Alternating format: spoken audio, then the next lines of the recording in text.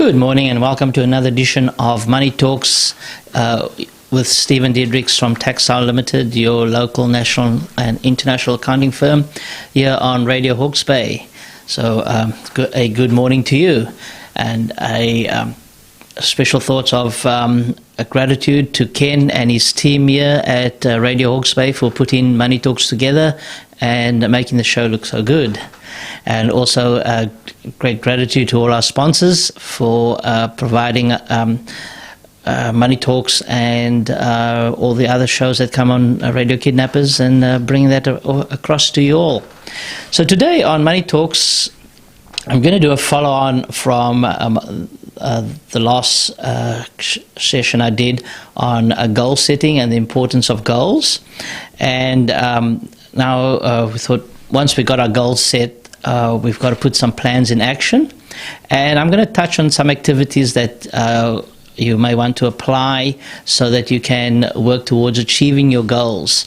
So that's what today's session is going to be about. So it's a follow-on. So if you haven't heard the previous episode on goal setting, you could go to the website here at Radio Hawke's Bay and look up Money Talks, and you can have a look at, have a listen to the session on goals.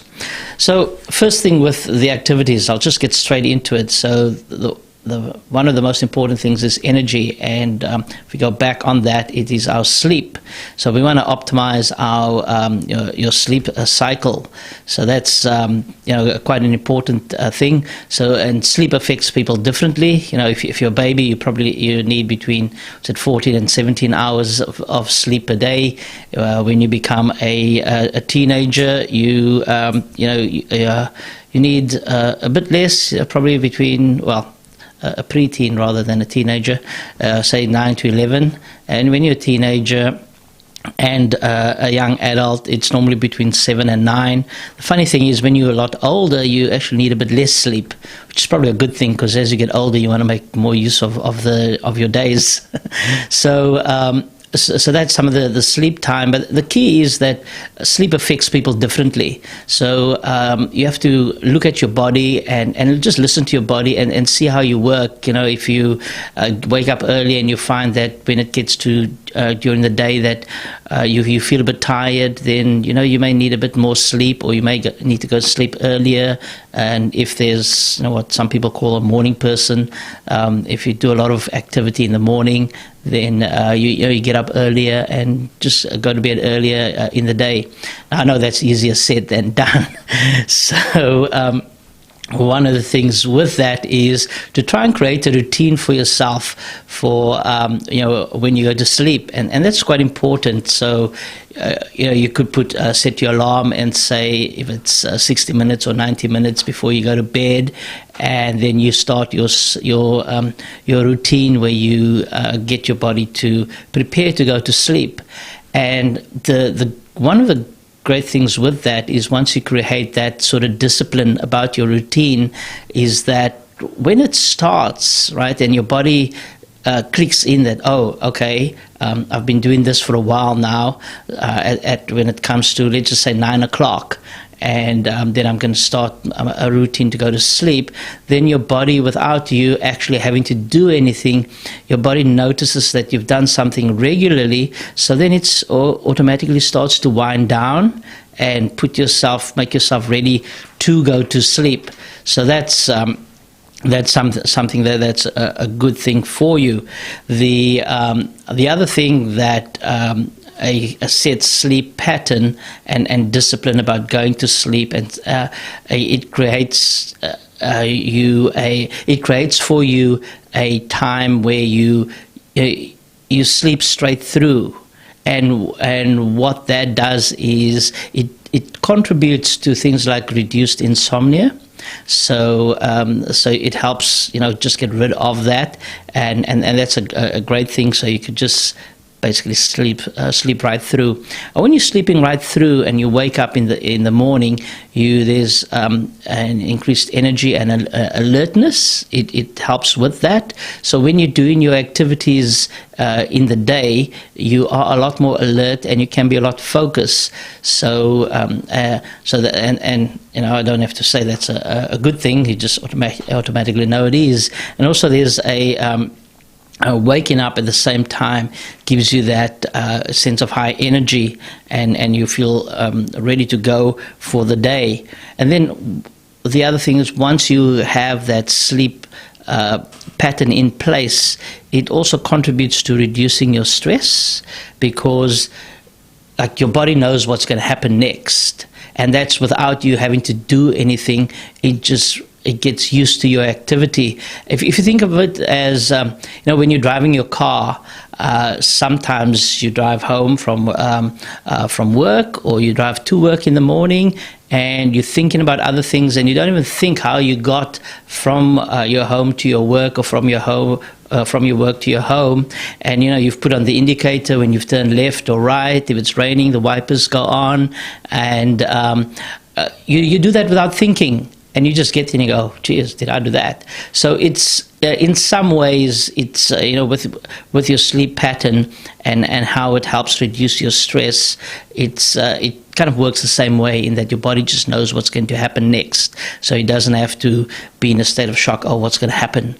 And when stress is reduced, it puts your body in a state of ease. And if you're in a state of ease, you can't, I shouldn't say you can't, but it reduces the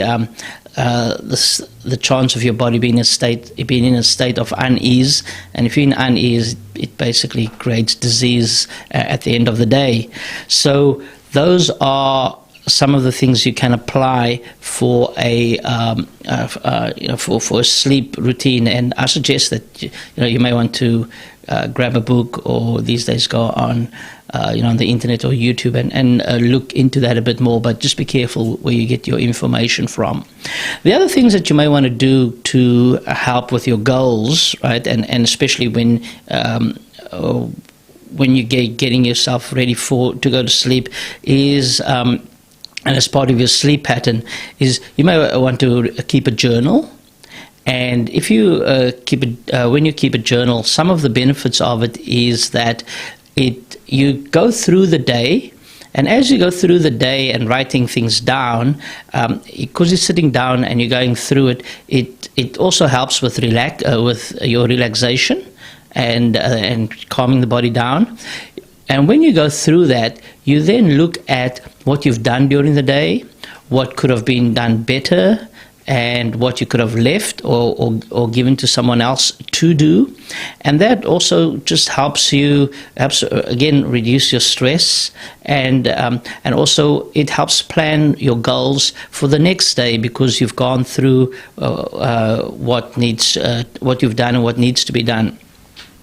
The other thing that you could try is a bit of a meditation, and that definitely reduces stress levels and anxiety, and just also as part of calming yourself down.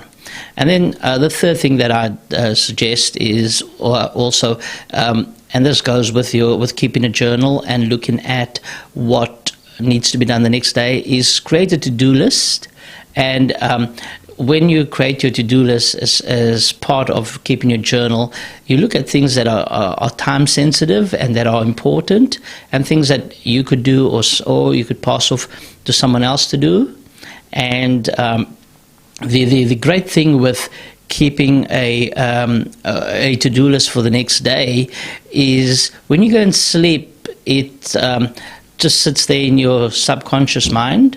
So while you're sleeping, and it may I have no proof for this, but I just believe that when it's in your mind there and as you're sleeping, your mind's probably working on the issue while you're sleeping, and then you wake up the next day, or as you work on your task, you may come up with ideas to do it better.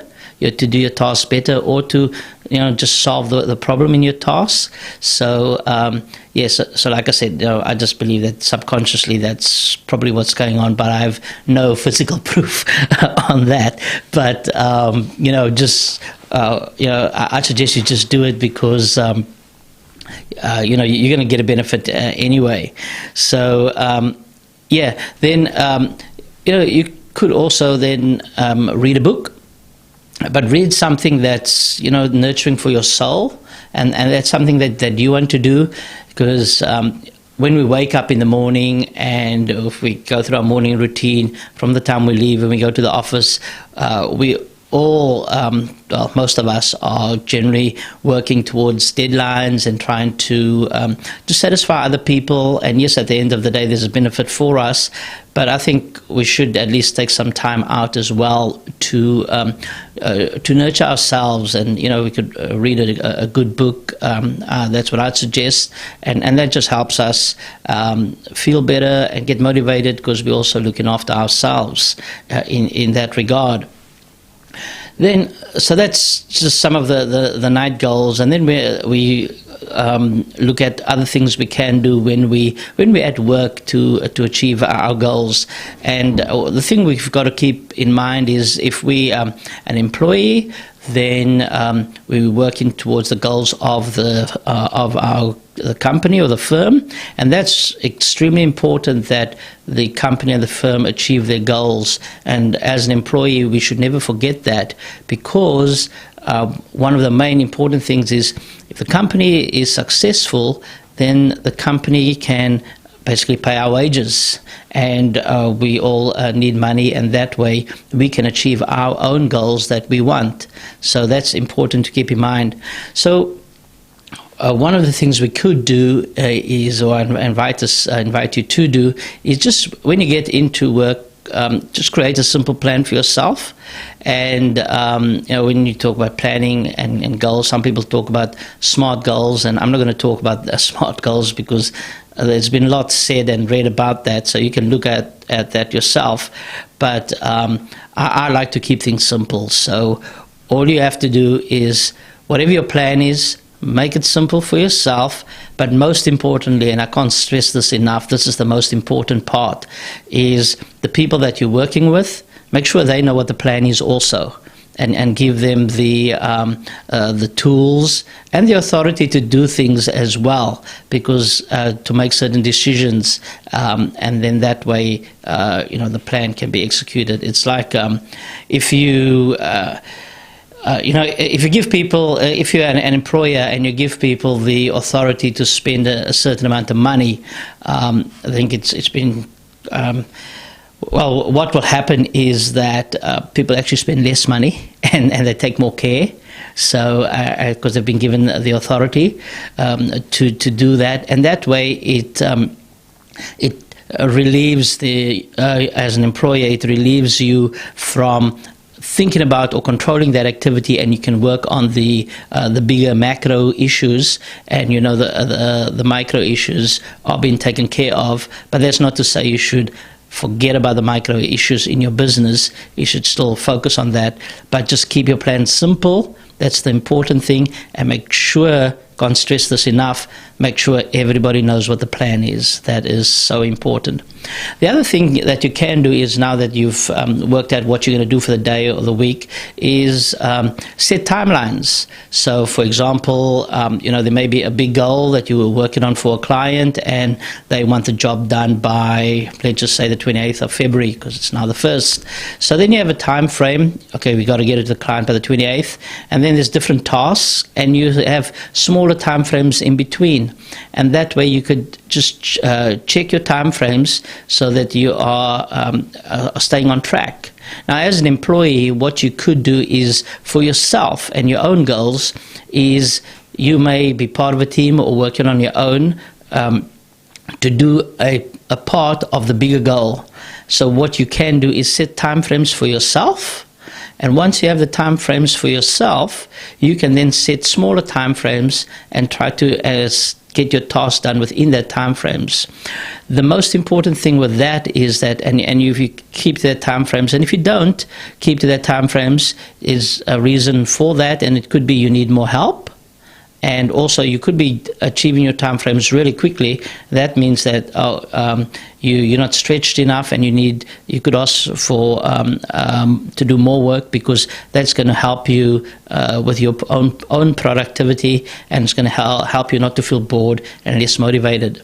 But the key is to stay with your time frames, and if you get the work done within your time frames, it reduces your stress level. And that is most important. Right?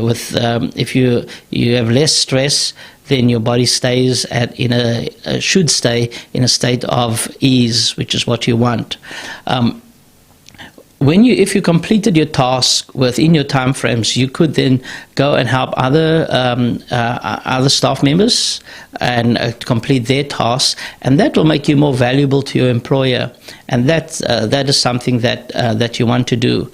So set time frames for yourself, and that will and try and stick to them. And if you're not sticking to them, find out why, and that will help you with your goals and things during the day. The other thing is review your goals, which I touched on before, and that could be that you could review your goal on a weekly basis, or sometimes on an hourly basis, and that depends on your job. For example, if you're in a sales job and you have to make a certain number of sales calls per day, you'd want to review how many calls you're making per hour, and say by lunchtime you want to be at least above 50% of the sales calls you have to make. So that way it's just a matter of monitoring, and if you're not reaching your goal, that is okay. Right. The important thing about it is to find out why, because maybe the expectation is too high, and then you've got to look at what you're doing and make a change. Or if you're reaching your goal too easily, then obviously there's something wrong with the expectations, and you may want to stretch yourself a bit more. Because that's going to benefit everybody, but most importantly, it's going to benefit you, because you can learn more about your job and about your industry, and whether you stay with your employer or go to a different employer, having that goal of reviewing your goals and stretching yourself is ultimately better for you, right? So that's just part of reviewing your goals. The other thing that you can do, the other activity that you could implement, is minimizing time-wasting activities, like, for example, emails. Yes, people still send a lot of emails these days, but you could I've always found picking up the phone is just so much easier. Like, I know I'm a bit older, but you just get the answer straight away, as opposed to an email, or you could FaceTime someone. There's a lot of social media ways that you can do it, but just to get to an answer really quickly, so that reduces time, your time wasting activity. If you're going to review your emails, you could set a time like twice a day, in the morning or in the afternoon, and review your emails then. And when you do that, don't review an email and then put it to one side and go, I'll come back to it that way. If it's something that can be dealt with straight away during that review time, just deal with it then, right? Sometimes it's just a short answer to it, or an answer saying, thanks for your email, I'll get back to you within, say, 2 days, and then make sure you get back within 2 days. The other thing is meetings. Personally, I hate them. If you don't need a meeting, don't have a meeting. Make sure there's an agenda, and just stick to the agenda, and that's it. And try not to get sidetracked in the meeting with other issues coming up. So that's a good way. And if everybody knows what the meeting is about, then it just makes it so much quicker, right? So then there's the other time waster, which is chatting with people around the cooler or the coffee machine. As an employee, you could tell someone, look, we're having if you have a so like a happy hour. Where I used to work, we had happy hours every Friday, and that was great. Like, we sometimes finish work at 4 o'clock, or sometimes it's at 5, and then we'll go and there'll be some drinks and some food brought into the office, and we just have a chat there, and that's just relaxed, and we just focused on non-work things, find out what's happening in the lives of our work colleagues. So, if you could just have something like that, then it just reduces that time to around the coffee machine where you're chatting. So that's something that could be done. The other thing is if we're working a lot remotely, although people are slowly starting to come back into the office, but which I think is most efficient for all the other things that have been said about working remotely. In my view, that it's much more efficient being in the office. So that's just my view, okay? But if you do have people working remotely, you could also set up a time where you are all going to get onto Zoom together and just chat and, just see how things are going. And I think that's also good for emotional well-being. I think so. I'm not a specialist in that area. So, yes, so do something like that. And be organized. That's one thing. Like, if you're all constantly looking for emails or having to print off documents, it wastes time, and it also wastes, like, the ink, and it's just costly.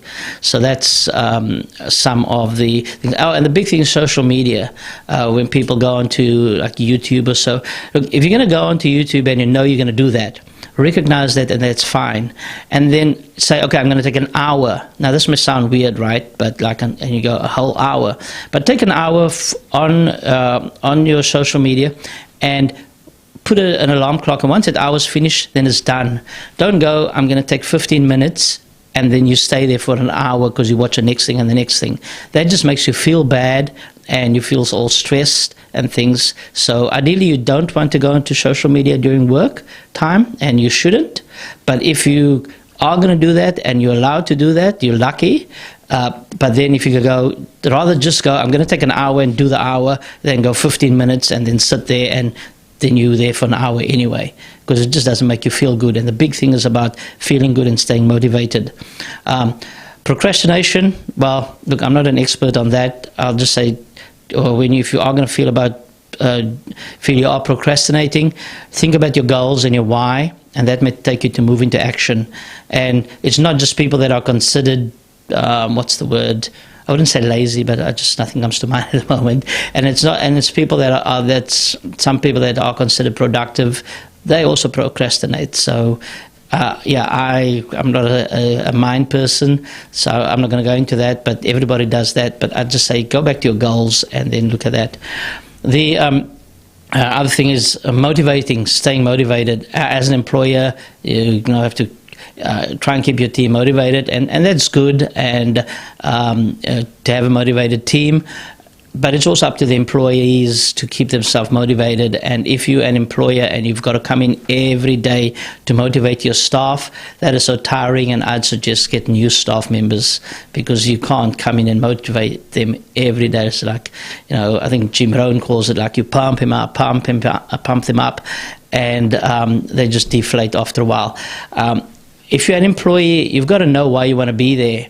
And if you don't know, you've got to give 100% to your employer while you're working there, and while you're at the same time figuring out where you want to be. The reason you've got to give 100% is because your employer is actually paying you to figure out what you want in life. So you got to give 100% to your job while you're figuring that out. So that's, I'm getting a bit of a wind up, so I'll go quickly. The other thing is multitasking.